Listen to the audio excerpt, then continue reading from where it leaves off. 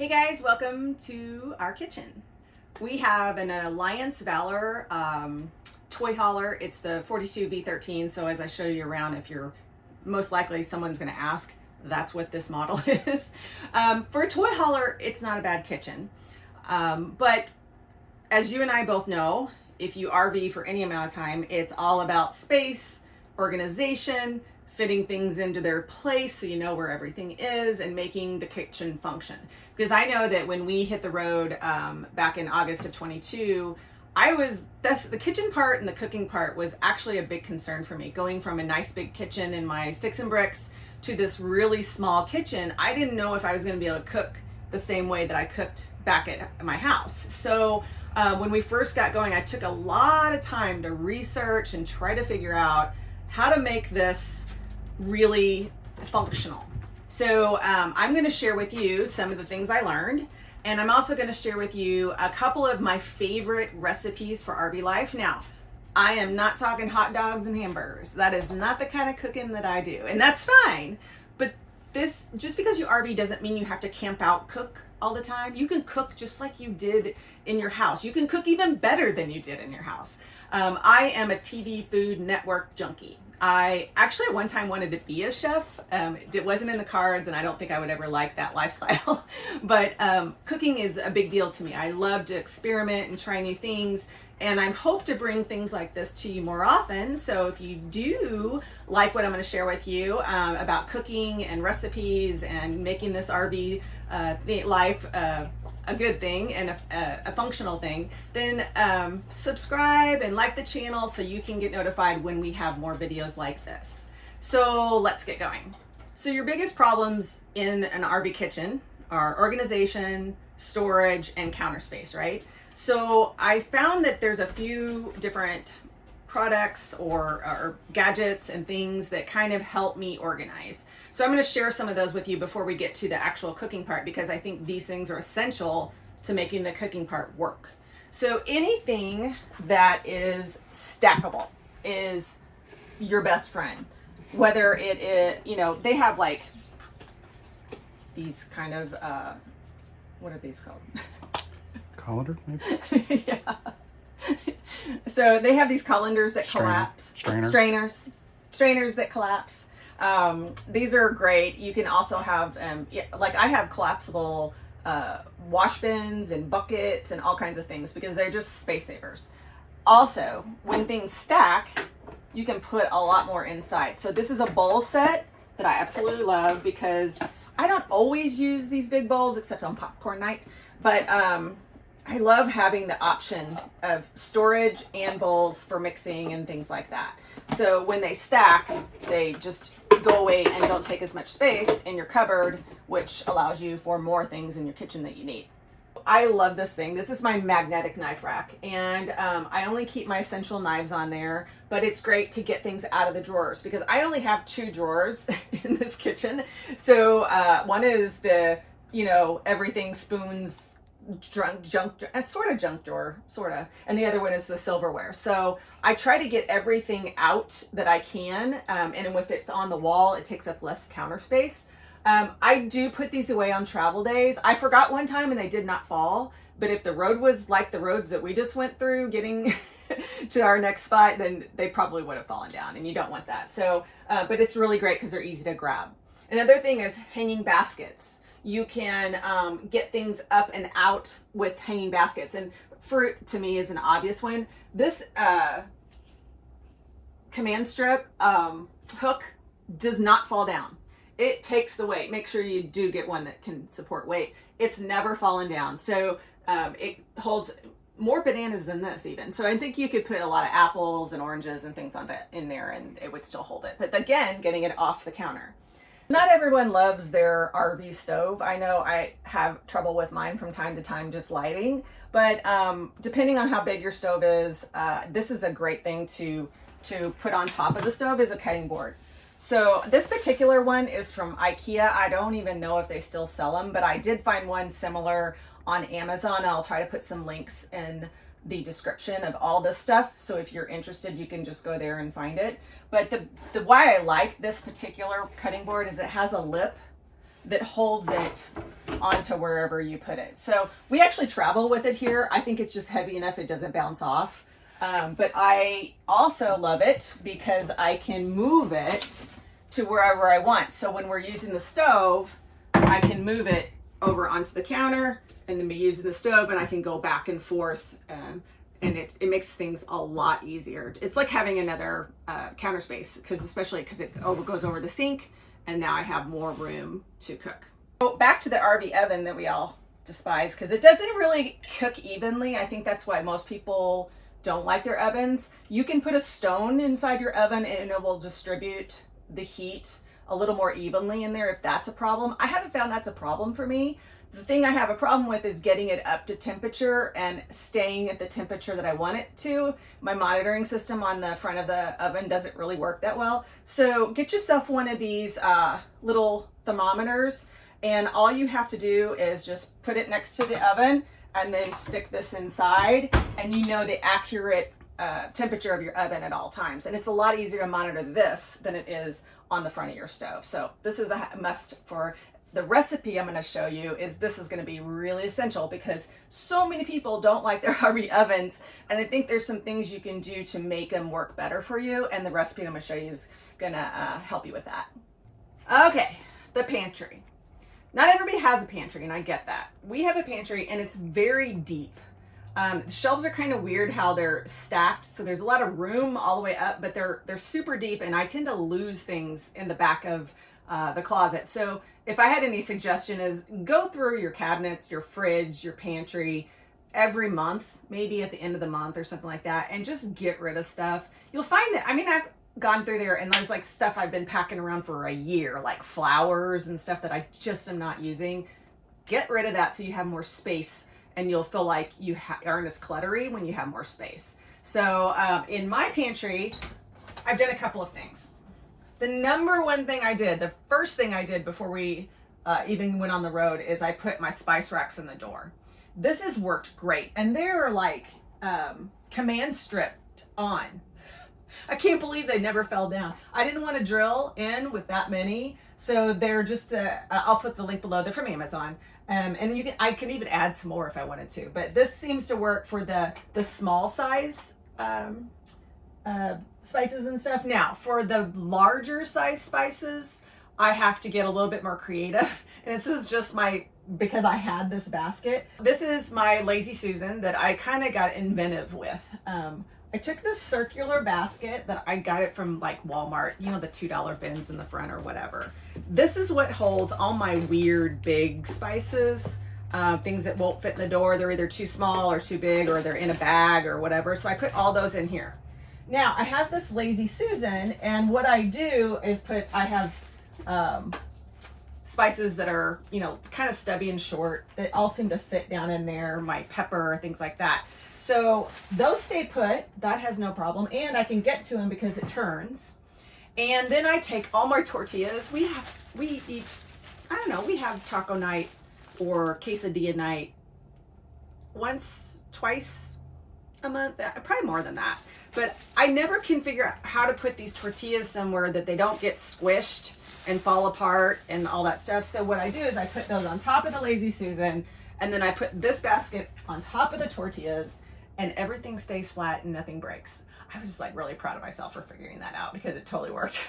The rest of the stuff in the pantry, I kind of have organized. What I tried to do was put everything into baskets. So all of my glass, all of my like vinegars and oils and things like that, they all fit into a basket. And if it's glass, I started putting koozies around the glass.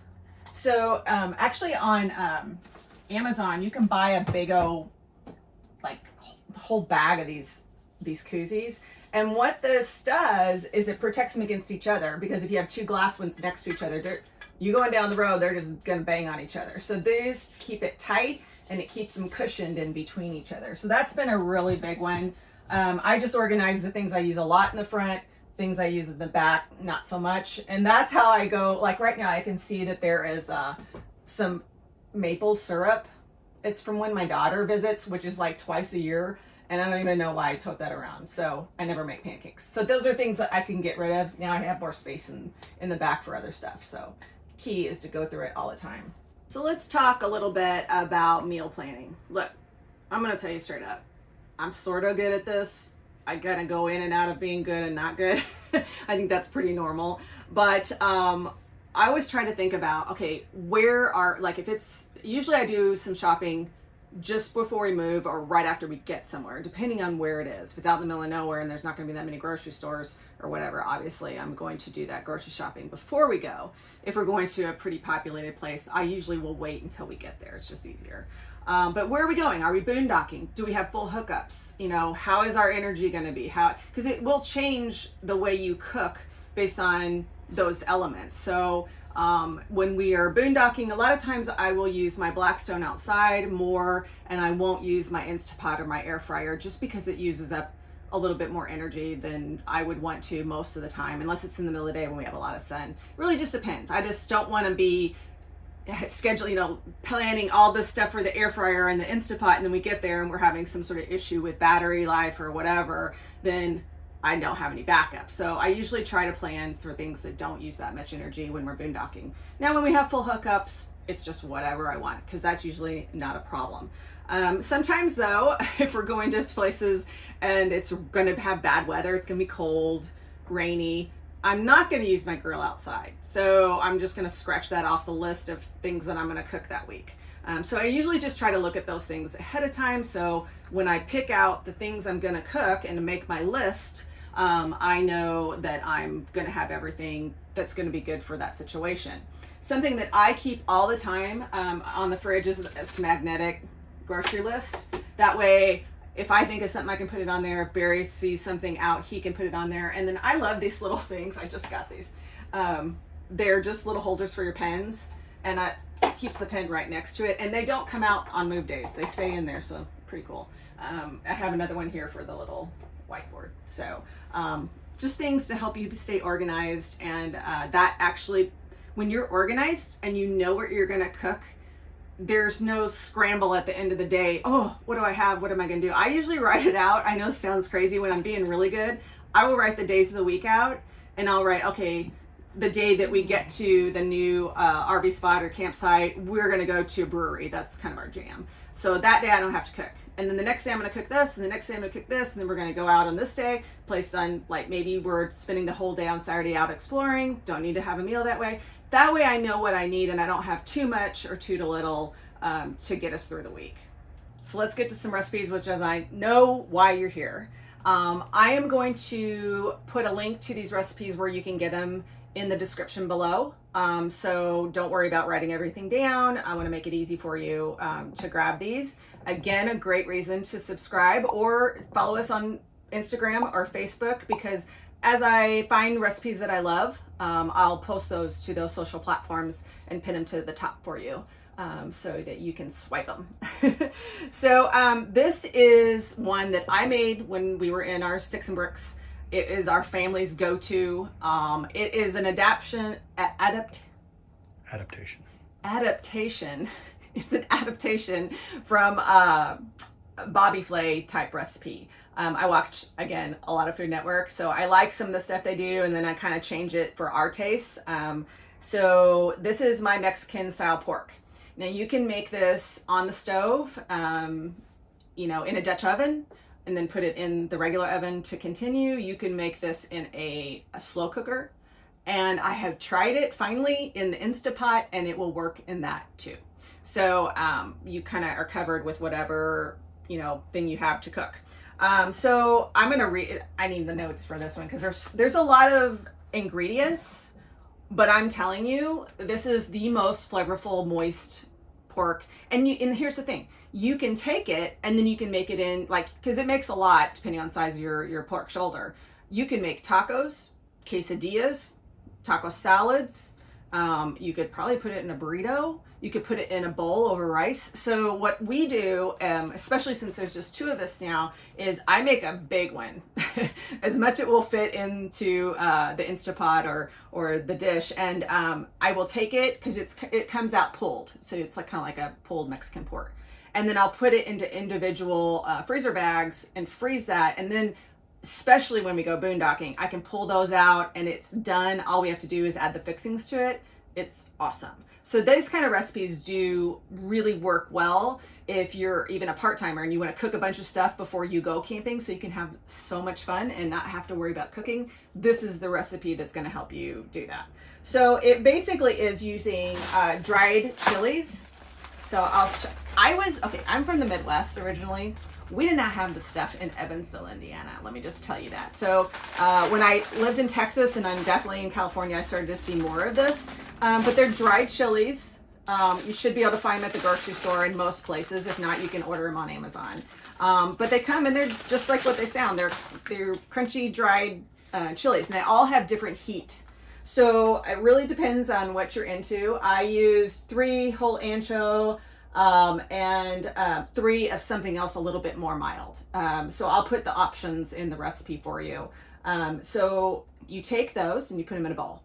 Then you get some garlic, whole garlic cloves, put them in a bowl. So you're going to do about 4 of the garlic cloves. Then you're going to get chipotles and adobo. Again, I didn't know what this was until I moved to a place where Mexican food was more widespread. So when I moved to Texas, this is definitely the first time I saw this. But they're just chilies in a sauce. They are spicy. So you'll have to learn spice levels. We use 2 to we use 3. I think the recipe originally called for 2 to 3. I sometimes will taste them, but they're hot. So, kind of go on what you like. If you like it hot, maybe you're 3 to 4 of them. But I put some of the juice in there too. So you're going to basically take, let me back up. You want to take the dried chilies and rehydrate them. So what I do is I boil some water. I'll take all the dried chilies and put them in a bowl and let it sit. Like I usually put like a can or something on top of them to push them down in the hot water. And they become much more pliable. If you leave the seeds in them, it will be spicier. So when they hydrate, you're going to pull the seeds out, kind of thing. That's what I do. And then you're going to put all of these things in a blender. Now, I don't have a traditional blender. I just have, what is this guy called? The Ninja? Yeah, the Ninja. So I use this for my protein shakes. So I have a separate canister for savory, and I keep my shake one separate because for some reason the oils from the chilies do kind of remain in there. You could bleach it out, but just to let you know. So you're going to take those rehydrated chilies, you're going to take your garlic, you're going to take your chipotles and adobo, and you're going to put it with a half an onion and some olive oil. And your base and a little honey. And I started using this hot honey. You guys, the hot honey is where it's at. So like if you make like a marinade or anything like that, hot honey just adds more flavor. It's really good. So you're going to put that in here and you're going to blend it up, and it's going to be like this red paste. It's going to be pretty darn thick. And what you're going to do is you're going to fry it. I know it sounds crazy. So here's the thing. If you have an outside burner, take it outside. If you're going to, I do it inside. I just turn all the fans on in the house and open the doors because that chili smell really is fragrant. So you're going to fry it and it's going to turn a real dark brown. And then you're going to add some oregano, some salt and pepper, and you're going to add a bunch of chicken broth. And you're going to let that kind of, it'll fill I usually just use just a saucepan of some sort. And you're going to let it reduce by half. So it's going to be this really thick, flavorful sauce when you get done. Now, the sauce is done. You're going to take your pork shoulder and you're going to cut it into large chunks. You don't want to cut it up too small because you want to pull it in the end so you can contain, because if you had a lot of little pieces, you're going to be like digging them out of the sauce. So if you can leave them in pretty good chunks like that, that's what you want to do. And then you're going to put it in your whatever vessel you're using to cook it, and I'll give you the options on that. You're going to add in 2 bay leaves and a cinnamon stick. And if you're using a slow cooker, it's like 4 to 5 hours. Sometimes I would put it on high and then kind of turn it to low for a longer period. If you're going to use the Instapot, I believe it was 30 minutes. And check it. And the thing is, when you go to test it to see if it's done, when you take a couple forks, it should just pull apart and fall apart. And that's when you know it's done.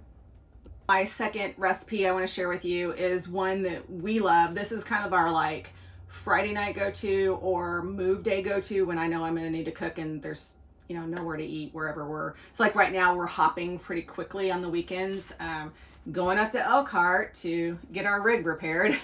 So something quick and easy is essential at those times, especially on a Friday when you're tired and you worked all day like we do. This is great because we get to have our adult beverages on the weekend days. So that's a good night. But a lot of people, again, would never think to make pizza in their RV. I think it's great. I mean, whether or not you use these type of ingredients, experiment with it, because I have found that my RV oven cooks, you know, pizza just fine. What I do to make it easy is I just use a small cookie sheet. I don't have a pizza pan. As much as I use pizza or make pizza, you'd think I have my own pan, but I don't have the room for it. It's not going to fit in the drawer, right? So I just use this one because my crust is somewhat small. If you're buying crust, go to the deli at the grocery stores. They have fresh crusts. That was a fun thing that we did during the pandemic with kids. So if you have kids, this is definitely for you. Is I would buy that pizza dough and everybody could roll their own, top their own. It was kind of a fun night in general. We don't really do that anymore, but I didn't really mention this, but I am celiac.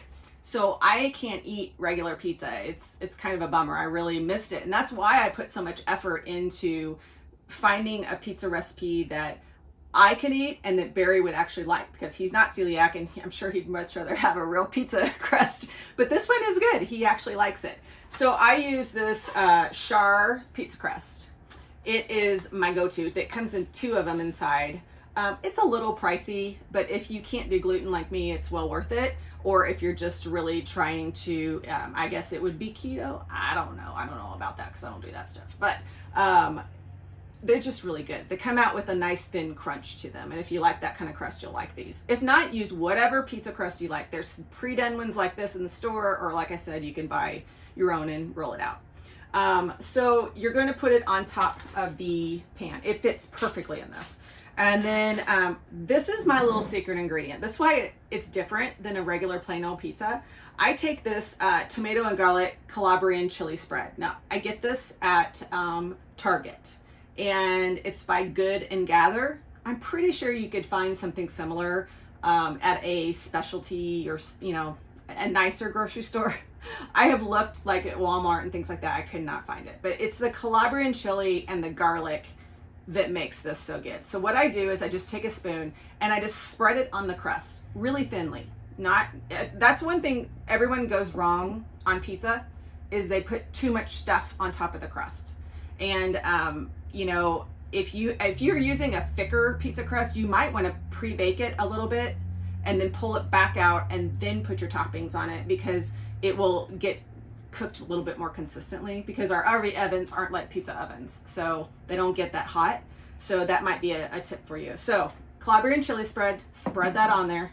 Then this is my preferred brand of pizza sauce. You can find this anywhere. The Rao's, I don't know. But lightly put that on the crust. And then I like to sprinkle oregano and some hot chili flakes at that point. And then I'll put my mozzarella cheese. Get good mozzarella cheese, it makes a difference. And then this is where it depends what I have going on. When I have time, I try to cook this stuff up in advance and just freeze it. But I get this hot Italian sausage. And what I do, as soon as I get it, I cut it in half and then I freeze it into individual bags, because that's all I need for one pizza. In fact, it's probably a little more than I need for a pizza. If I'm gonna just make it fresh. I will also sometimes cook the whole thing of hot Italian sausage and then put them into baggies so that it's already cooked. So I kind of like to have it both ways, because if I have the time and I can make it fresh, it is a little bit better. But when you're really pressed for time, if this part's done and you just have to cook it in, because the crust only cooks like 10 minutes, so you're not going to overcook it at that point. But it's hot Italian sausage is what I like to use, but you could use whatever you like if you like pepperoni or whatever. I also take mushrooms. We prefer portobellos, and red and green peppers and a little bit of onion. And I'll just saute that with salt and pepper, maybe a little Italian spices and olive oil. to where it's just barely cooked through. And I'll freeze those too. And so now if I'm like, say we're doing a harvest host and I just want to quickly make something, I'll have the pre-done sausage and the pre-done veg, and I'll just pull them out and put them on there and put it in the oven with the pizza, and it's perfect. It works out great. But that's my combination that I like to put on it. And then we usually put sometimes green, sometimes black olives. But that's a nice combo to me. It's something about the Calabrian chili spread, I think, gives it the extra oomph. But it is yummy, and it's a great 2-person meal. Obviously, if you have more than 2 people, you're going to have to do 2 batches because they're not all going to fit in the oven at the same time. Do not try to stack 2 shelves of pizza because the air won't go through there properly and it won't cook. Just do 1 at a time. But this is my go-to RV pizza. Thanks for joining us on this episode. If you like the recipe ideas and kitchen organization topic, please leave a comment and let us know. It really helps us choose the right topics to cover in future videos. Be sure to like and subscribe, and don't forget to get out there and live like there's no tomorrow. See you next time.